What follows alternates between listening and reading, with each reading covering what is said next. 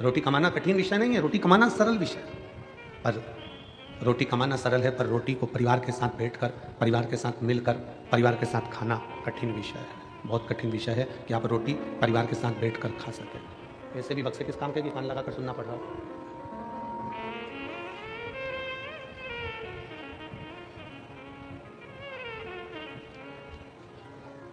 शिव अपने पूरे परिवार के साथ में, शंकर अपने पूरे परिवार के साथ में, देवाधिदेव महादेव अपने पूरे कुटुंब के साथ में, अपने परिवार के साथ बैठे रहते हैं। संपूर्ण परिवार के साथ शिव विराजमान है, संपूर्ण परिवार के साथ भगवान देवाधिदेव महादेव विराजमान, और संपूर्ण परिवार के साथ विराजमान होकर यह हमें प्रेरणा दे रहा है। परिवार के साथ रहकर वो हमको प्रेरणा दे रहे हैं कि आप कहीं पर भी जाकर कमा सकते हो, आप कहीं पर भी जा सकते हो, कैसे भी कमाई कर सकते हो, कैसे भी कमा कर ला सकते हो। पर सबसे कठिन, रोटी कमाना कठिन विषय नहीं है। शिव कथा कहती है कि परिवार के साथ में बैठकर, पत्नी, बच्चे, माता पिता, भाई, बंधु, इनके साथ बैठकर रोटी खाना कठिन विषय है। ये कठिन है।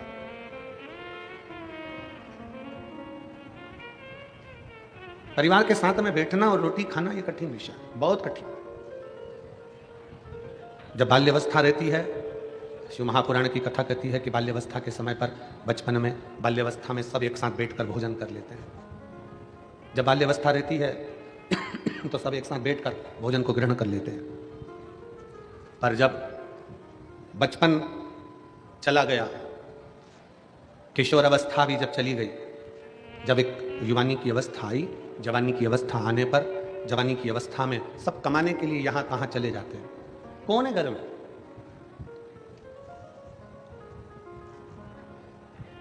कौन कौन घर में विराजमान है? एक बुजुर्ग माता, एक बुजुर्ग पिता। घर में बूढ़े माँ बाप विराजमान है। कोई घर में बड़ा है वो विराजमान। बच्चे कहाँ हैं? हम आपसे पूछें, इतनी लाखों की संख्या में आप लोग आए हुए हो शिव महापुराण की कथा श्रवण करने के लिए, और आस्था चैनल पर और फेसबुक यूट्यूब पर भी लाखों शिव भक्त शंकर जी की इस पवित्र कथा का लाभ ले रहे हैं। लाखों शिव भक्त भगवान शंकर की इस पवित्र कथा का लाभ ले रहे हैं, और लाखों लाख भक्त इस पावन सिरपुर की भूमि में, इस कथा के मंडप में और कथा के मंडप के बाहर बैठे हुए हैं, लाखों शिव। अब आपसे अगर कोई पूछे कि सत्यता में बताना कि आपके कई माताएं यहां पर बैठी हैं जिनका बेटा कहीं दूसरी जगह जॉब कर रहा, बेटी शादी हो गई, चले गए, बेटी का जॉब लग गया, बेटे का जॉब लग गया, बेटे की नौकरी लग गई, बेटी की नौकरी लग गई, सब अपनी अपनी जगह पर सेटल हो गए, सब अपनी अपनी जगह पर सेटल हो गए, सब अपनी। घर में कौन है? घर में कौन विराज रहा है? एक बुजुर्ग माता और पिता, और घर के बड़े, सब घर के अंदर है। तब इकट्ठे हुए, जब दीपावली आई तब एकत्रित हो गए, छठ आई तब एकत्रित हो गए, पोला का त्योहार आया सब एकत्रित हो गए।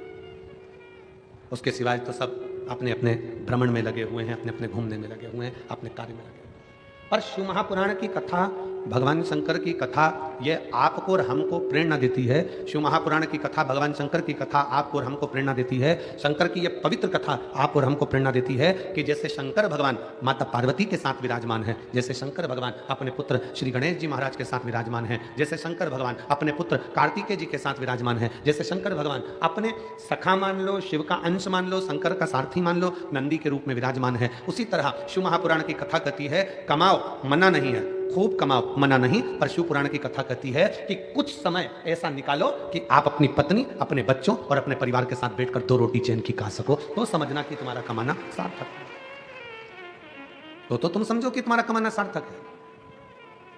और मैंने तेरे ही भरोसे बाबा, तेरे ही भरोसे हवा विच उड़ती जावांगी बाबा, गोर तो छड़ी ना मैं कटी जावांगी, भोले मैं तेरी पतंग, शंभू मैं तेरी पतंग, हवा विच उड़ती जावांगी बाबा, गोर तो छड़ी ना मैं कटी जावांगी। कमाने की मना नहीं, खूब कमाओ, जाने की मना नहीं, खूब जाओ, नौकरी करने की मना नहीं, खूब नौकरी करो, बल्कि तुम और 4 चौगुनी उन्नति करो। धन वैभव की मना नहीं है, धन संपदा वैभव तुम्हारे यहाँ 10 गुना बढ़े। अभी जितना है तुम्हारे घर में, मेरा भोलेनाथ कुबेर भंडारी तुम्हारे यहाँ इतना भंडार भर दे कि तुम्हारा आनंद ही आनंद हो जाए, कोई मना नहीं। सब कुछ तुम्हारे यहाँ हो जाए, गाड़ी भी हो जाए, बंगला भी हो जाए, सामान भी हो जाए, दौलत भी हो जाए, बहू भी आ जाए, पोता पोती भी हो जाए, नानी भी बन जाओ, दादी भी बन जाओ, सब कुछ हो जाए, पर एक निवेदन है, ये सब के साथ में एक बाबा ऐसी भी कृपा करना कि हमारा पूरा परिवार एक जगह पर बैठकर भोजन करे और सब स्वस्थ और खुश रहे।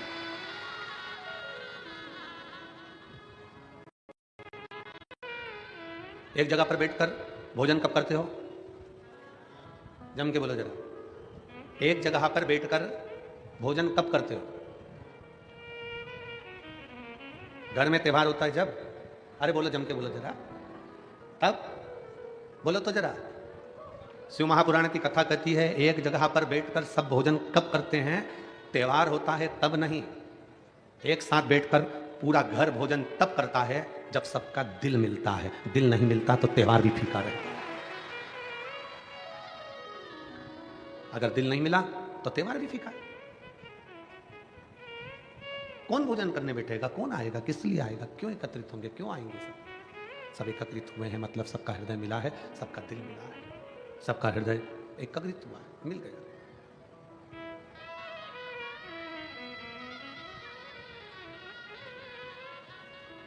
कितना विचित्र जीवन है मनुष्य का। जब बच्चे रहते हैं, 4-5 साल की तुम्हारी उम्र रहती है, तब पिताजी बहुत अच्छे लगते हैं, मेरे पापा बहुत बढ़िया। 10 साल की उम्र होती है, मेरे पापा बहुत अच्छे हैं, बहुत ज्ञानी है मेरे पिताजी। 15 साल की उम्र होती है, तभी भी कहते हैं कि मेरे पिताजी बहुत अच्छे हैं और बहुत ध्यान रखते हैं। 18 साल की उम्र आती है, तब बच्चे कहते हैं पापा तुम आज के समय में जीना नहीं जानते। पापा तुम आज के समय में जीना नहीं जानते। 25 वर्ष की उम्र होती है और बच्चे कहते हैं पापा तुम आज के कल्चर के नहीं हो और तुम इतनी चिड़चिड़ करने लगे कि मैं परेशान हो गया हूं तुमसे। 30 साल की उम्र आती है और बच्चे कहते हैं कि अब हम तुम्हारी पुरानी मेथड से तुम्हारे साथ नहीं चल सकते, इसलिए अब हम तुम्हारे साथ नहीं रह सकते। 40 साल की उम्र आती है, फिर वापस वही दौर चालू होता है और बच्चा, तुम्हारा बेटा खुद अपनी पत्नी से कहता है कि मेरे बच्चों को जैसे मेरे पिताजी ने हमको संभाला, आज के ज़माने में हम हमारे बच्चों को नहीं संभाल पाते। 50 साल की उम्र आती है, बच्चे फिर हाथ से निकलने लगते हैं, तो याद आता है कि मेरे पिताजी उस समय पर हमको संघर्ष से पाले हैं। 60 साल की उम्र आती है, तब हम अपने पत्नी के सामने अपने बच्चों से कहते हैं कि एक हमारे पिताजी थे, इतना संयम इतना नियम रखते थे और हमको पाल पोस कर बड़ा कर दिया। अर्थात 60 साल मनुष्य के निकल जाते हैं तो भी वो अपने बाप को पहचान नहीं पाता, उसी तरह पूरी जिंदगी निकल जाती है, लोग महादेव को पहचान नहीं पाते। 60 साल की जिंदगी मनुष्य निकाल देता है और अपने पिता को नहीं पहचान पाता। पिता कब तक अच्छा लगता है? जब तक वो डांटे ना। पर पिता की डांट, गुरु की डांट और सुनार की हथौड़ी, पिता की डांट, गुरु की डांट और सुनार द्वारा पीटा गया सोना एक ना एक दिन आभूषण बन जाता है, वो आगे बढ़ जाता है। अगर पिता डांट रहे हैं, पिता अपशब्द कह रहे हैं, पिता ताने दे रहे हैं, पिता गाली दे रहे हैं, पिता अपशब्द कह रहे हैं, तो ये मानकर चलना कि तुम्हारी जिंदगी कुछ अच्छी बनने वाली है। तुम्हारे गुरु ने तुमको डांट दिया, गुरु ने अपशब्द कह दिया, गुरु ने ताना दे दिया, गुरु ने आड़ा टेढ़ा कह दिया, समझ लेना कि तुम्हारी जिंदगी बनने वाली है। सुनार सोने को पीट रहा है, कूट रहा है, तो समझ लेना कि सोना आभूषण बन गया। तुम्हारी जिंदगी बनने में पिता की डांट बहुत जरूरी है। तुम्हारी जिंदगी बनने में तुम्हारे गुरु की डांट बहुत जरूरी है। पर हम हमारे पिता को जान नहीं पाते।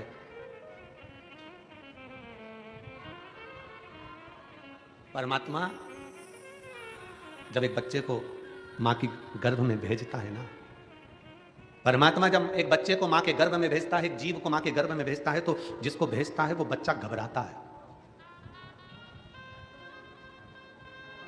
वो घबराता है। अच्छा, तुम जितने बैठे हो ना, तुम में से किसी व्यक्ति को अकेले कश्मीर भेज दिया जाए,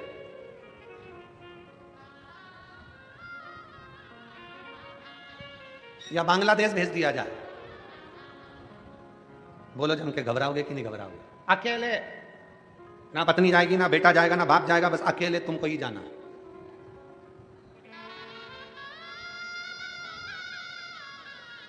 केवल स्वयं को जानो। बोलो घबराहट होगी कि नहीं होगी? जम के तो बोलो जरा। अरे मेरे साथ कोई तो जाए कम से कम, मैं अकेला।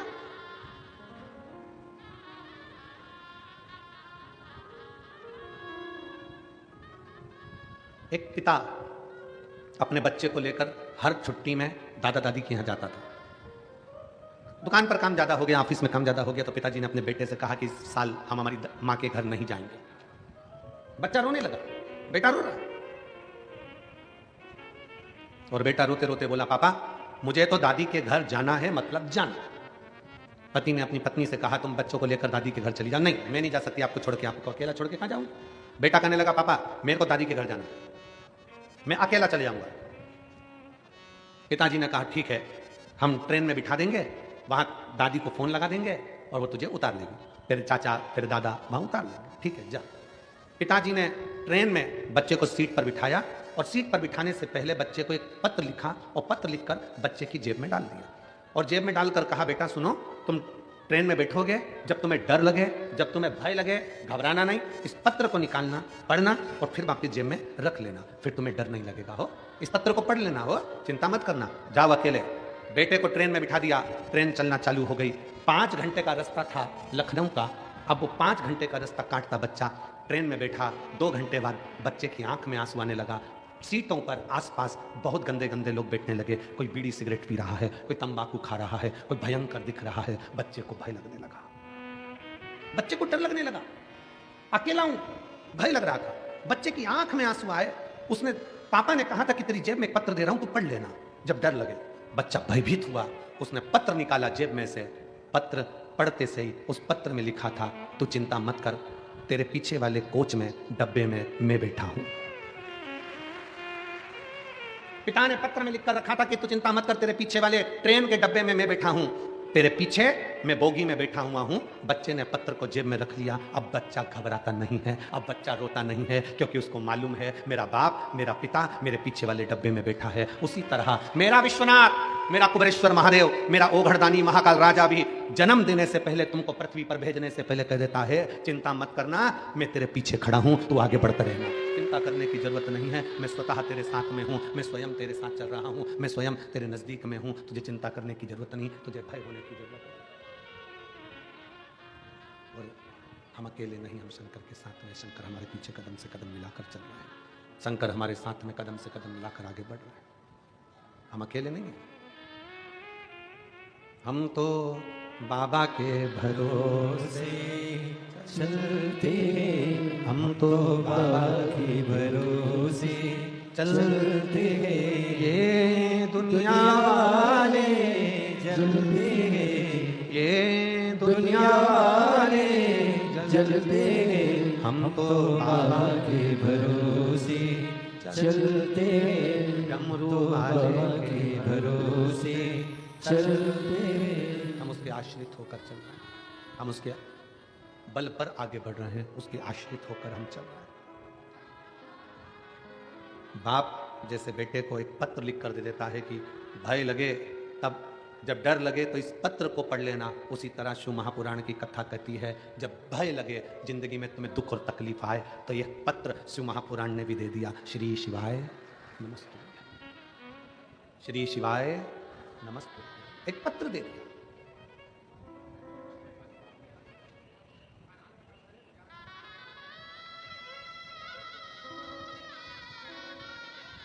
कल हम जब यहां से गए, जिनके यहाँ ठहरे हैं वहां पर बाहर बहुत सारे लोग खड़े थे, उसमें से एक बोलता है, गुरुजी मेरी गाड़ी बड़ी तकलीफ देती है, अब मेरी पुरानी गाड़ी बेच के मैं नई ले लूं क्या?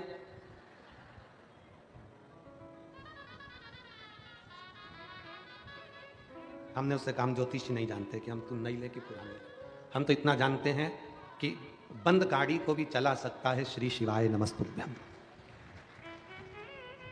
तेरी बंद गाड़ी के ऊपर भी अगर तूने दिल से लिख दिया श्री शिवाय नमस्तुभ्यम, तेरे ऑटो के ऊपर भी लिख दिया श्री शिवाय नमस्तुभ्यम, तेरी मोटरसाइकिल पर भी लिख दिया श्री शिवाय नमस्तुभ्यम, तो ये हमारा विश्वास कहता है कि वो अटकेगी नहीं, बढ़ ही जाएगी, आगे निकल ही जाएगी। इतना विश्वास शंकर देते हैं शिव महापुराण की विद्येश्वर संहिता में कि ये मैं जो दे रहा हूं ये साधारण नहीं है।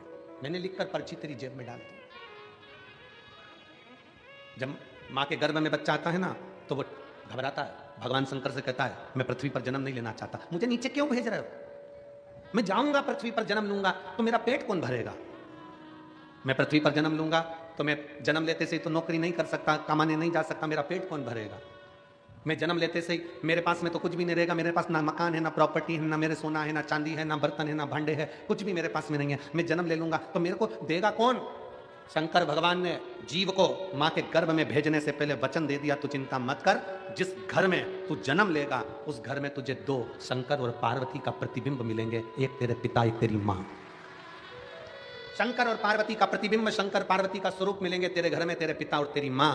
जब तक तू नहीं कमाएगा, जब तक तू छोटा रहेगा, माँ तुझे स्तनपान कराकर बड़ा कर देगी, बड़ा हो जाएगा माँ रोटी खिलाकर बड़ा कर देगी, समय आएगा माँ कपड़े भी पहनाएगी। तेरे पास में दो फरिश्ते शंकर पार्वती तेरे माता पिता ऐसे हैं जो तेरे को पूरा 25 साल तक खिलाकर बड़ा कर देंगे, 30 साल तक खिलाकर बड़ा कर देंगे। यहां तक ऐसे फरिश्ते हैं माता पिता कि वो प्रॉपर्टी भी तुझे देंगे, मकान भी तुझे देंगे, अपनी चेन भी देंगे, अंगूठी भी देंगे और सब कुछ तुझे देंगे। वो शंकर पार्वती जैसे माता पिता तेरे घर में है। बस तू एक काम करना, उन फरिश्तों का कभी दिल मत दुखाना, नहीं तो शंकर का दिल दुख जाएगा। अपने माता पिता का दिल ना दुखाइए। जिस घर में माँ बाप की इज्जत नहीं होती, उस घर में देखना कभी बरकत नहीं होती। जहां माता पिता हैं समझ लेना कि वो फरिश्ते तुझे मिले हैं कि तुझे कुछ नहीं करना है। तू रो रहा है, माँ दूध पिलाएगी, तुझे जाना है, माँ कपड़े पहनाएगी। इससे बढ़कर और कौन मिलेगा तेरे को कि तेरे गंदगी भी माता पिता साफ करेंगे, तुझे यहां तक साथ ले लेके डोलेंगे, तुझे खिलाएंगे पिलाएंगे, बड़ा करेंगे, तेरे ऊपर खर्चा पे खर्चा करेंगे और आखिरी में पूरी प्रॉपर्टी भी तुझे देंगे, मकान भी तुझे देंगे, जमीन भी देंगे, जेवर भी देंगे। तुझे कुछ नहीं करना है, तुझे तो केवल एक काम करना है कि मृत्यु लोक में अगर तेरा जन्म हुआ है तो कर्म अच्छा कर लेना। कर्म अच्छा कर लेगा तो जिंदगी में आगे फिर कुछ अच्छा मिल जाएगा। सिरपुर महाराष्ट्र की इस पवित्र कथा में 12-12 घंटे लगातार भोजन भंडारा चल रहा है। 12 घंटे लगातार सिरपुर महाराष्ट्र की इस कथा में लाखों की संख्या में शिव भक्त हैं। अगर भोजन भंडारा 15 मिनट के लिए भी बंद कर दिया जाए तो वहां पर भीड़ बढ़ जाती है। इसलिए जरा विचार करिए कि भीड़ ना बढ़े तो 12 घंटे लगातार भंडारा चल रहा है।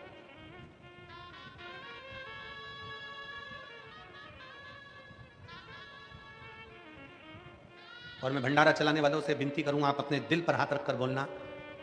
भंडारे में चलाने वाली मां अन्नपूर्णा, चलाने वाला मेरा कुबेर महादेव, कुबेरेश्वर महादेव भंडारी बैठा हुआ है। जितना आप खिलाओगे मेरा भोले बाबा दूसरे दिन उतना और दुगना लाकर भर जाएगा और भंडारा चलाता है। रीत है कुबेरेश्वर महादेव की।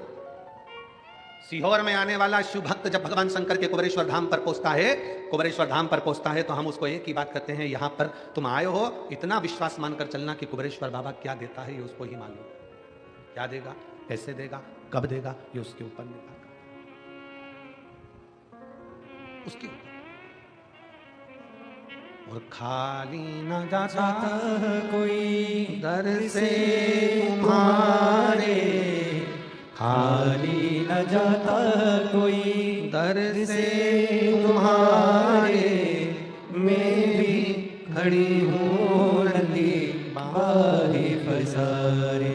अपने हृदय से लगा लगा लो गिरा जा रहा हो, उठा लो उठा लो। बोले अपने दर से अब तो न टालो, गिरी जा रही हो, उठा लो उठा लो।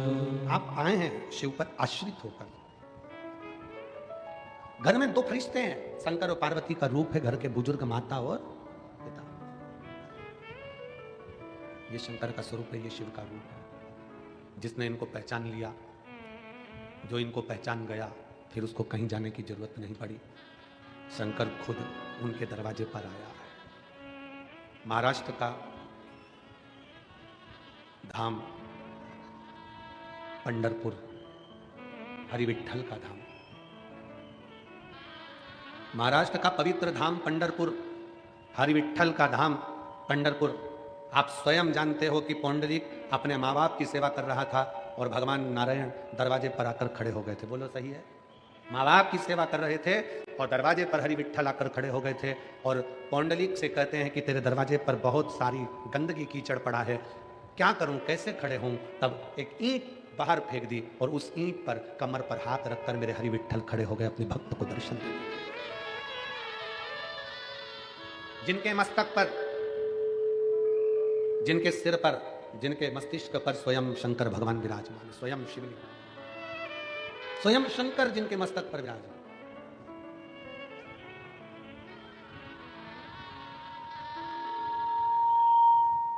स्वयं शिव जिनके मस्तक पर विराजमान।